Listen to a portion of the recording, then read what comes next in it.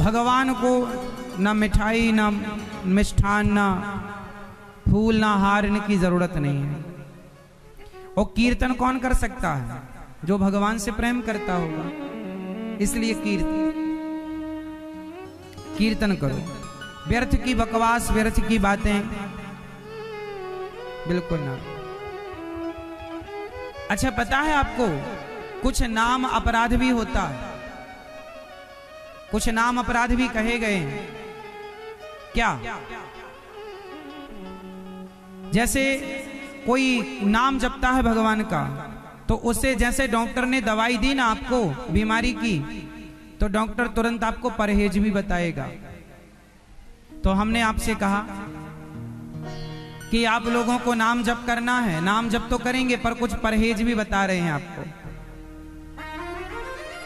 हाँ, नाम जप करने वालों को परहेज किससे करना है? नाम जप का परहेज यह है कि आप कभी भक्तों की, विशेषकर किसी की भी निंदा से बचें। जैसे कोई आपके द्वार पर आया, भीख मांगने वाला भिखारी, और उसने आपसे भीख मांगी। पहले के जमाने में भिखारी ना भजन सुनाया करते थे। पहले आते थे, कीर्तन करते थे और फिर बोलते थे मैया सीधा दे दो, जो भी आप भिक्षा दे दो, भिक्षाम देही। तो पहले के लोग ना कीर्तन करते थे, भजन सुनाते थे, फिर उसके बदले में भिक्षा लेते थे। तो आप कोई भिखारी को भी बैठे देखें और यदि वो भगवान का नाम जप कर रहा है और फिर नाम जप करने के बाद वो भीख मांग रहा है, तो वो भीख मांगने का अधिकारी हो गया, क्योंकि उसने नाम तुम्हें सुनाकर तुम्हारे धन का मूल्य चुका दिया उसने। वो कोई ऋणी नहीं है। इसलिए नाम जप करने वाला भिखारी ही क्यों ना हो, कभी उसके बारे में भी आप उसकी निंदा ना करें, कह रहे ये तो भिखारी भीख मांगते रहते हैं।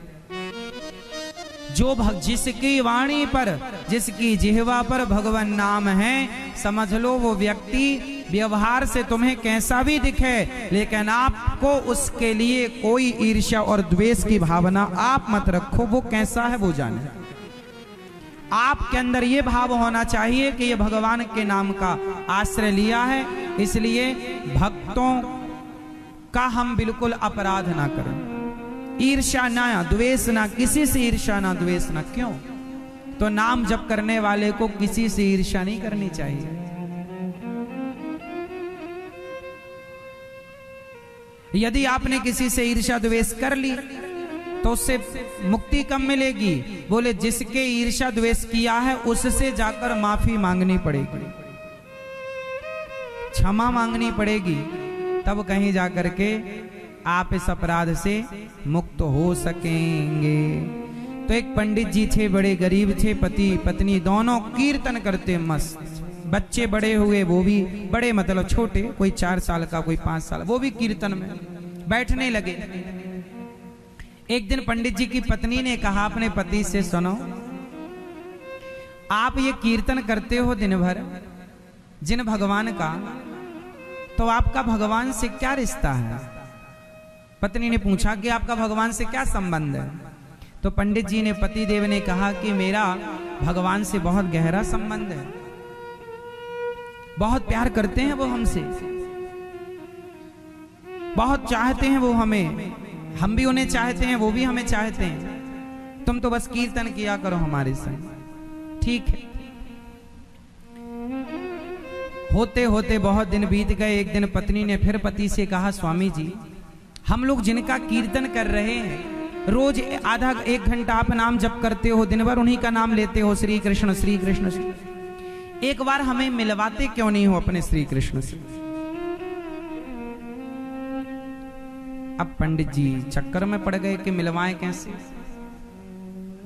पर उन्होंने कहा चलो, हमारे जो श्री कृष्ण है ना, वो यहां से 5 दिन की दूरी पर रहते हैं। यदि मिलना चाहती हो तो चलो, पर 5 दिन लगेगा, पैदल चल पाओगी?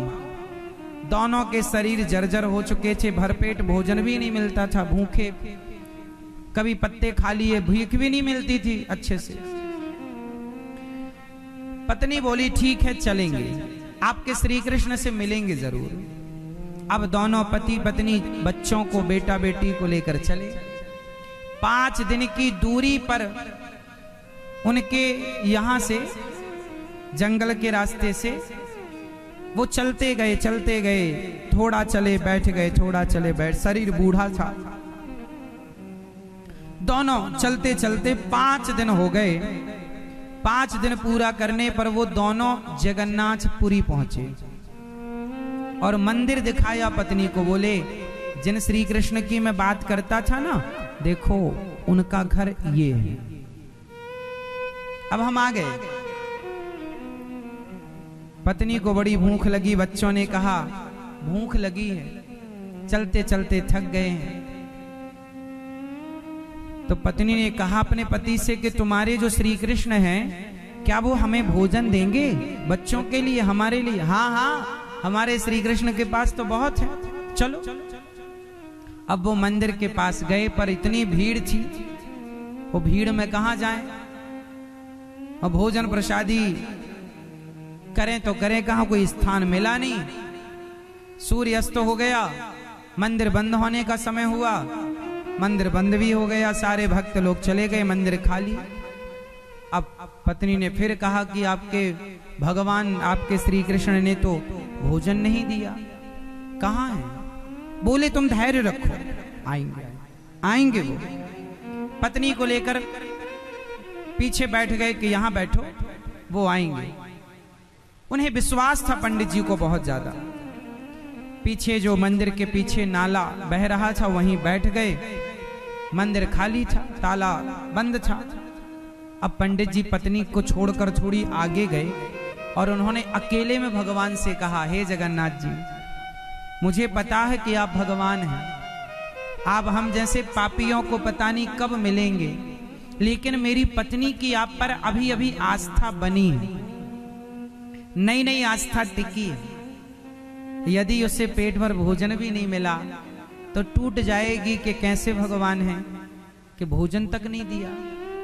तो हे जगन्नाथ जी, मेरे लिए नहीं, मुझे आप पर कोई संदेह नहीं है, मैं तो भूखा भी रह लूंगा, मुझे भूख भी नहीं लगी, जबकि लगी थी।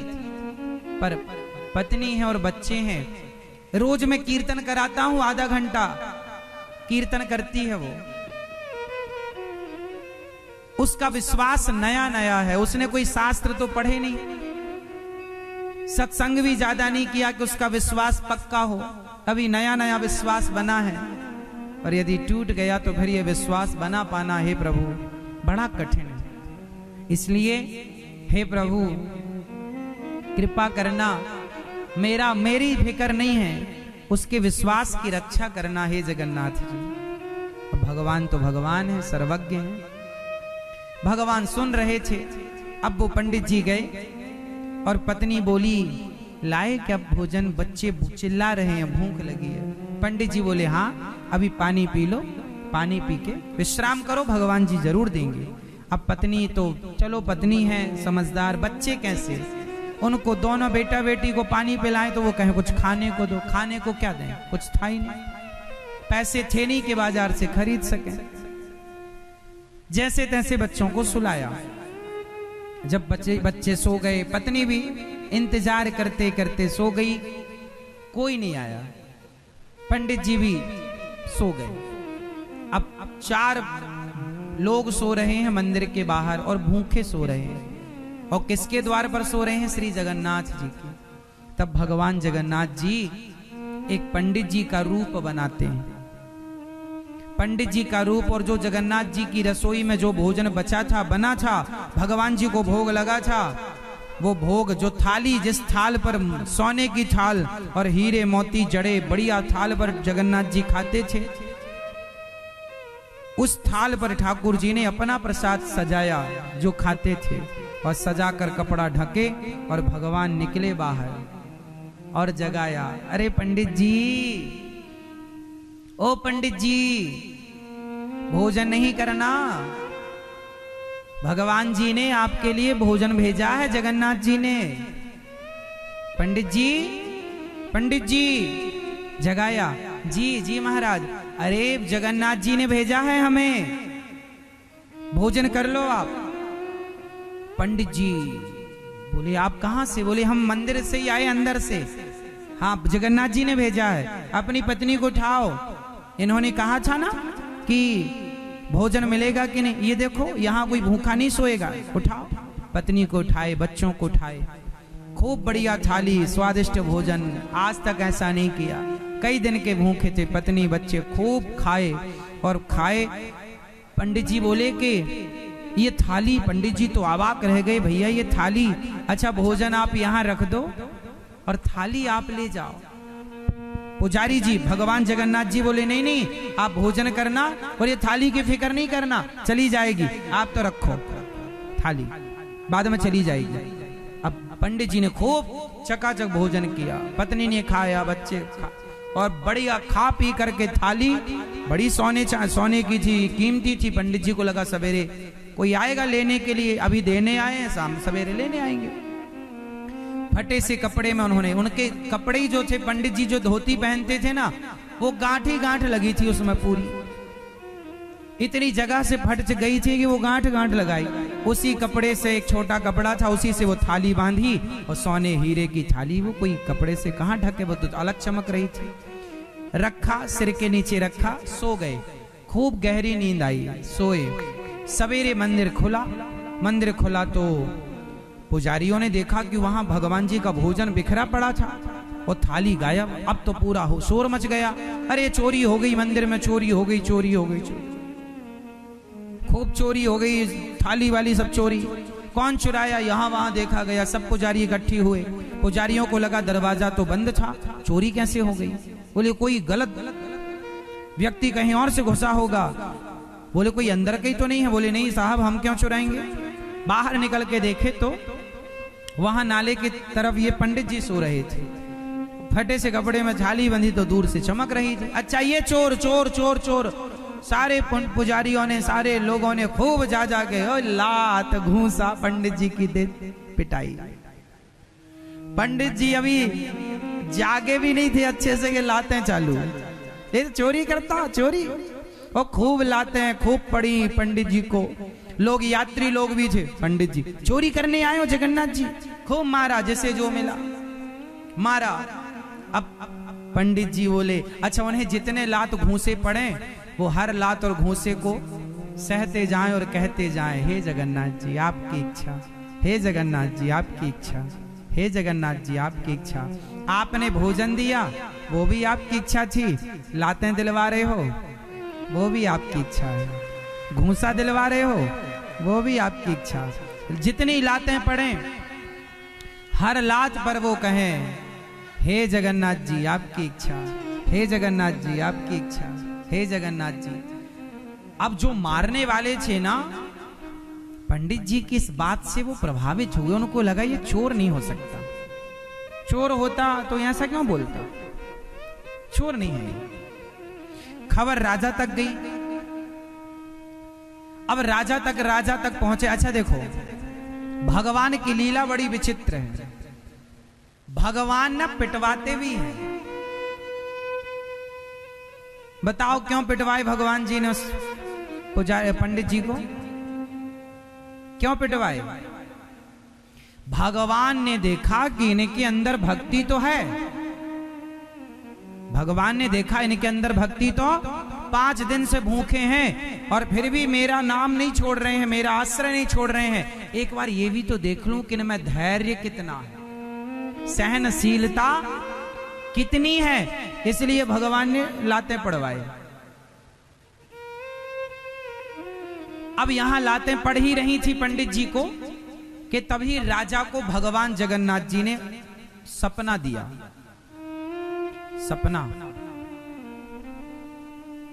सपने में, अब राजा है, सपना पहले ही दे दिया भगवान ने कि सुनो, मेरा भक्त वहां पिट रहा है और तुम यहां भी सो रहे हो, जागो जल्दी, सुबह हो गई अभी तक तुम सो रहे हो, तुम्हारे राज्य में अन्याय हो रहा, मेरे भक्त की पिटाई कर रहे हैं।